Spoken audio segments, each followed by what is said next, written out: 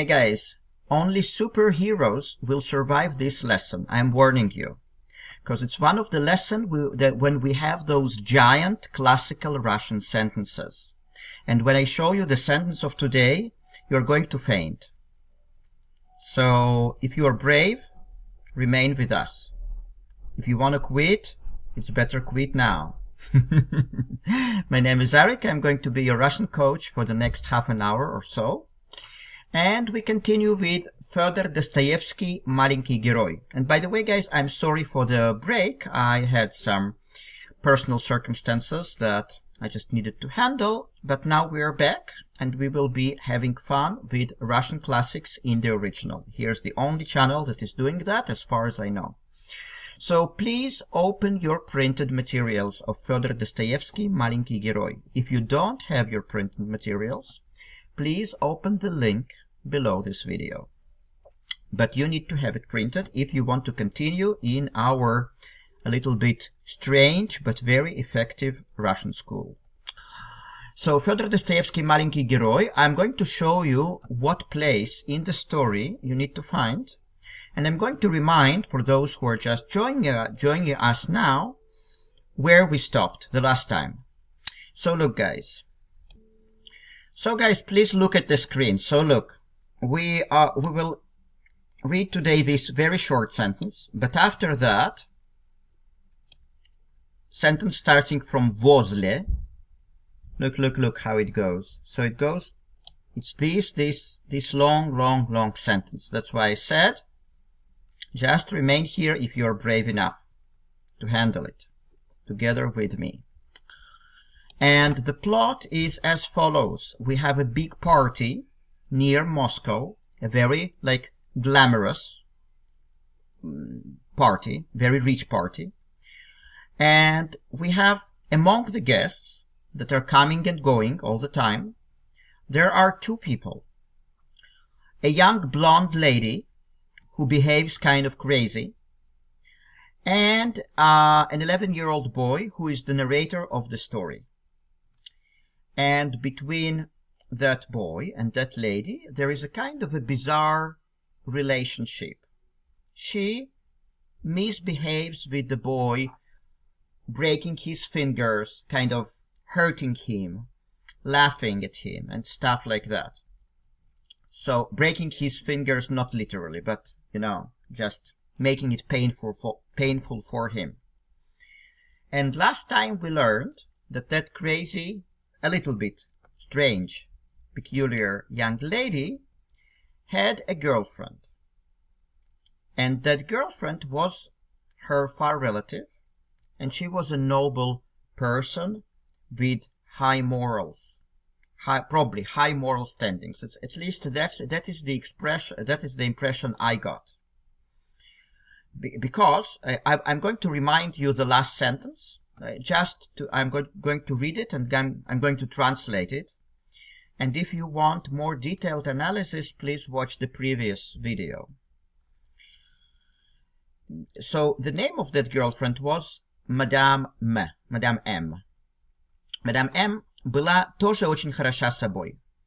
Но в красоте ее было что-то особенное, резко отделявшее ее от толпы хорошеньких женщин. So that lady, the girlfriend of that peculiar woman, was also a very good, very beautiful herself.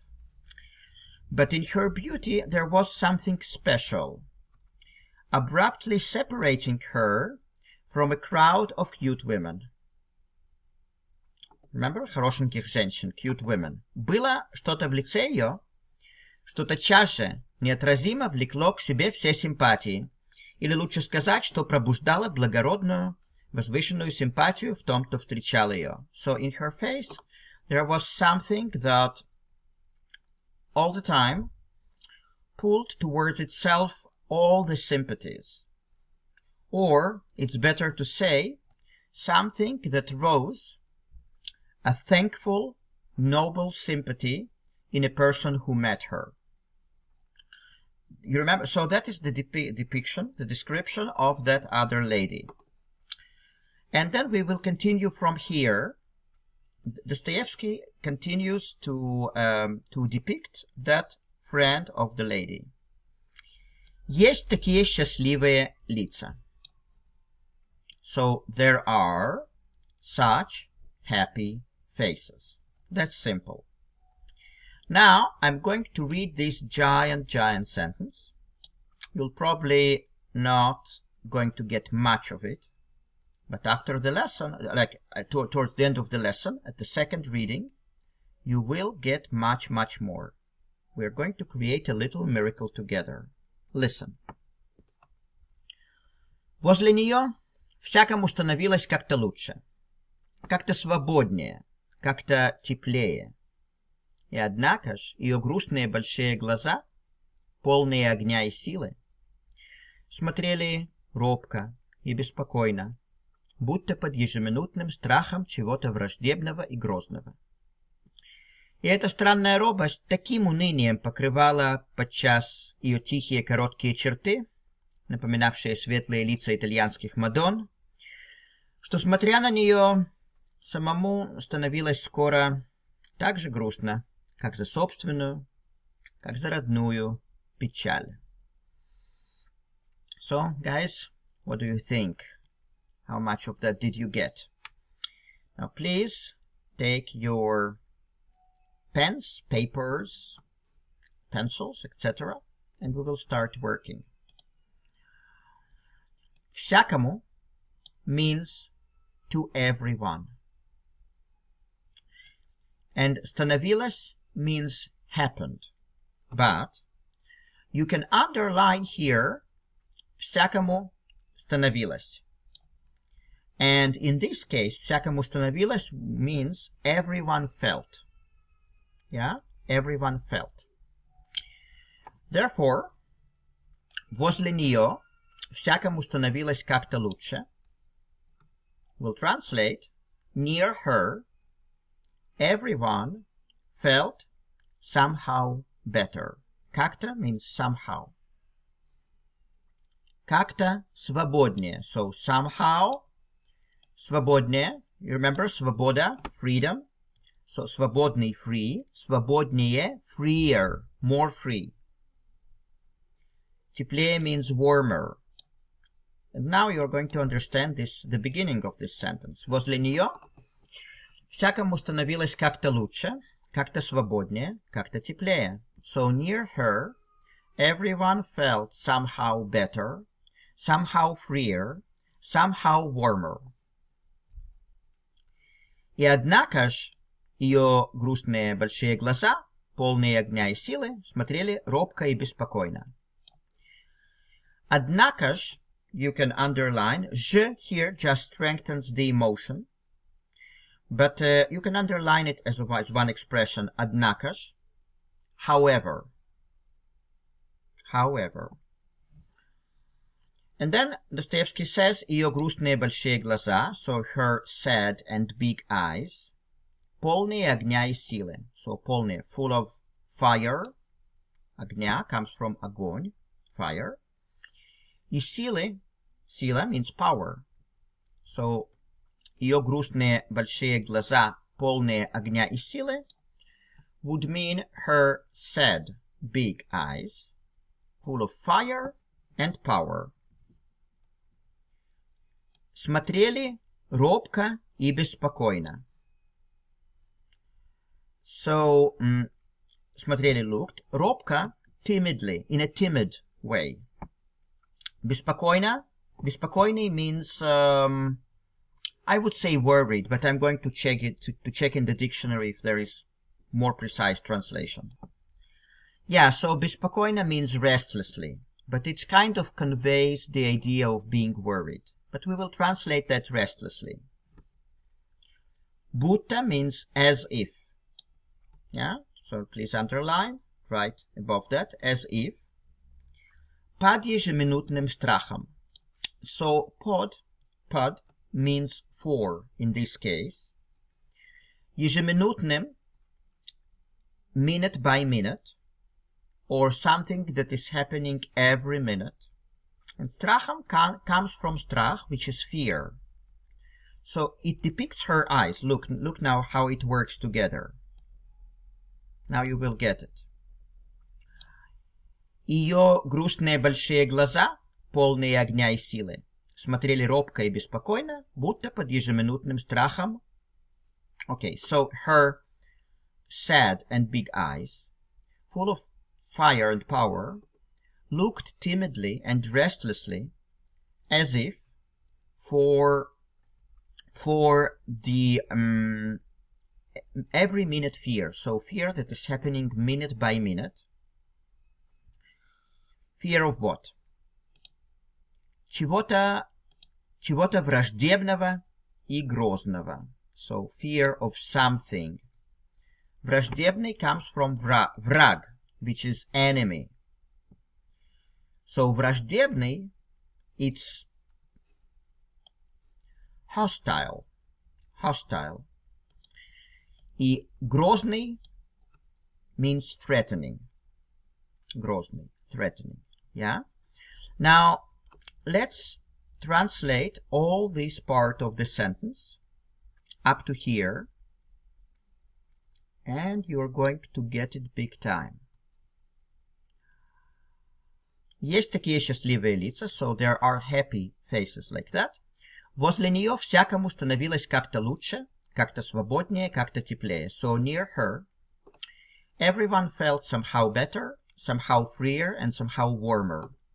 И однако же ее грустные большие глаза, but however, her sad big eyes, полные огня и силы, full of fire and power, смотрели робко и беспокойно, looked, or were looking, timidly and restlessly, будто под ежеминутным страхом чего-то враждебного и грозного. As if under, actually pod means under, it also works in English, sorry, because pod means under. Under the, and ежеминутный basically means constant, sorry, that would be the best for you, the easiest way. So, as if under the constant fear of something hostile and threatening. Yeah, you see how it works? So, I'm sorry, so it just came to my mind that pod as under will also work here. And ежеминутный means constant. But ежеминутный, basically, it comes from minutes, so it conveys the idea that it is happening minute by minute. But it means constant. И эта странная робость таким унынием покрывала подчас ее тихие кроткие черты. Okay, so, странная means strange. Робость, timidness. So that's timidness or timidity, yeah? So, и эта странная робость, and that strange timidity, таким унынием покрывала подчас ее тихие, кроткие черты. So, подчас means sometimes, покрывала covered, тихие, quiet, кроткие, humble. And черты means face features, the features of her face. So now look how it works. И эта странная робость таким унынием покрывала подчас ее тихие кроткие черты, and that strange timidity sometimes covered her quiet and humble face features with such, уныние, we haven't clarified. Уныние means like desperation, I would say, but just wait a second, I will check maybe more precise translation. Yeah, it says here gloom, discouragement. So let's take gloom as gloom. As the translation for уныние. So look, the English structure would be completely different. И эта странная робость таким унынием покрывала ее тихие кроткие черты, and that strange timidity sometimes covered her quiet, humble features with such gloom, таким унынием, with such gloom. напоминавшие светлые лица итальянских мадон. So it depicts here черты, which is face features, напоминавшие, similar to, напоминавшие, or those that looked like. Светлые, bright. Лица итальянских мадон. So her quiet and humble features, resembling, напоминавшие, resembling, yeah, bright faces of Italian Madonnas. Okay, now I have certain feeling that you might lose the train of thought because напоминавшие светлые лица итальянских Madon comes here at a completely different place where that would be in English. So I will just translate that in the proper English, and then you can listen to it several times in order to get it. So again, starting with ее грустные большие глаза. Ее грустные большие глаза, полные огня и силы, смотрели робко и беспокойно. So her sad big eyes, full of fire and power, looked timidly and restlessly, будто под ежеминутным страхом чего-то враждебного и грозного, as if under the constant threat or fear of something hostile and threatening. И эта странная робость таким унынием покрывала подчас ее тихие кроткие черты, and that strange timidity covered every now and then her quiet and humble features, resembling the bright faces of Italian Madonnas.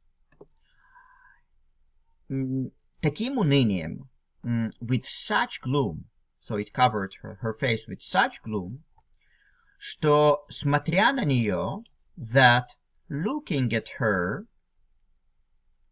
самому становилось скоро так же грустно, как за собственную, как за родную печаль. Самому, in this case, it's a reflexive, yeah? Reflexive pronoun. Самому, it means to you. Самому, to you. Or rather, to the person himself. To the person himself. But please underline it in the expression самому становилось, which means a person himself felt. Yeah, we already had this word, I think, становилось. So a person himself felt. Скоро means soon. Так же как. Now this structure так же как, the same as. So так же грустно как, the same sadness. So the person himself, meaning looking at her gloomy face, the person himself felt soon as sadly, как за собственную, как за родную печаль, as for his own.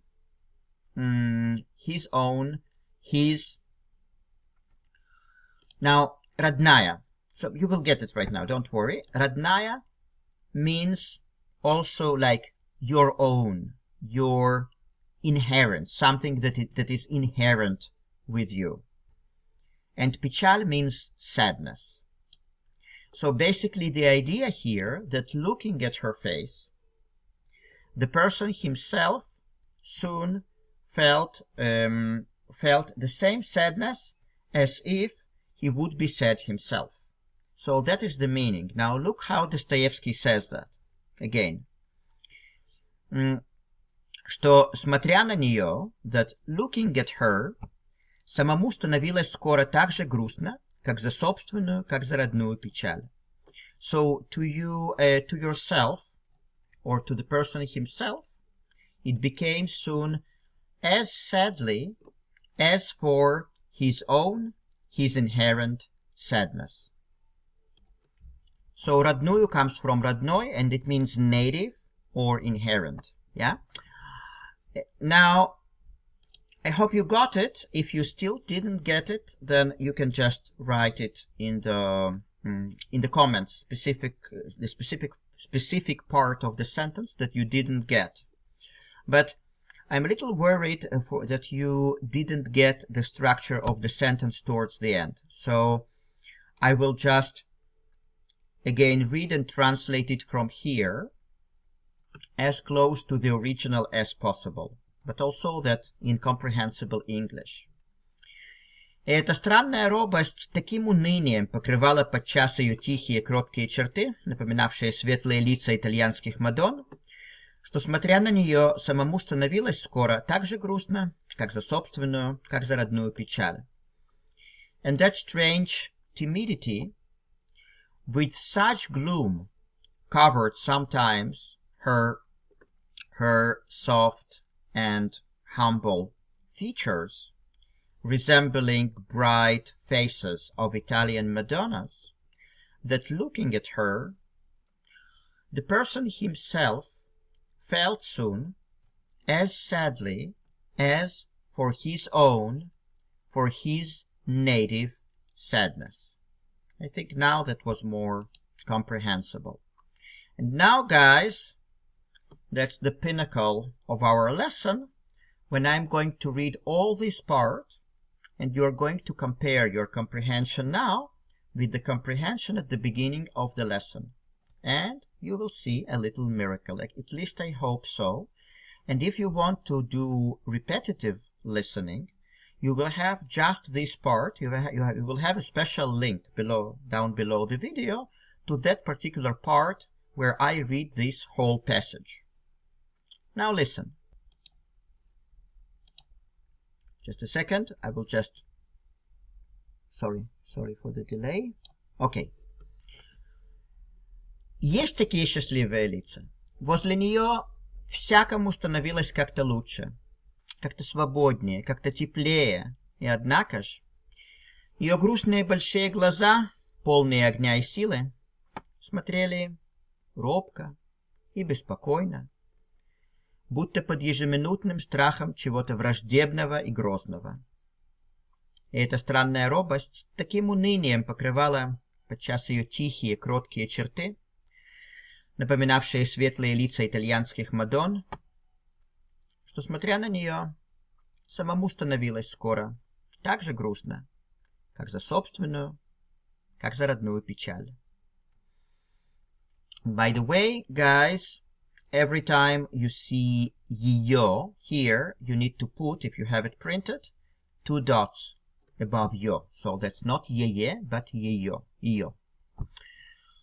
Okay, guys, so again, if you still have anything unclear, please post it below the video in the comments.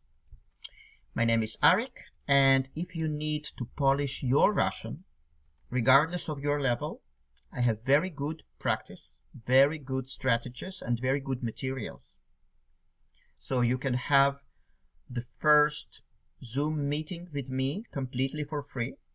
And if you will need private lessons in the future, that's also fine. But even during the first free lesson, I'm going to guide you and direct you towards very, very good strategies and resources. So do not hesitate, my contact details is below this video. Besides, wish you happiness, wish you love, and we'll see each other at the next lesson of the authentic Russian literature. Ciao, ciao.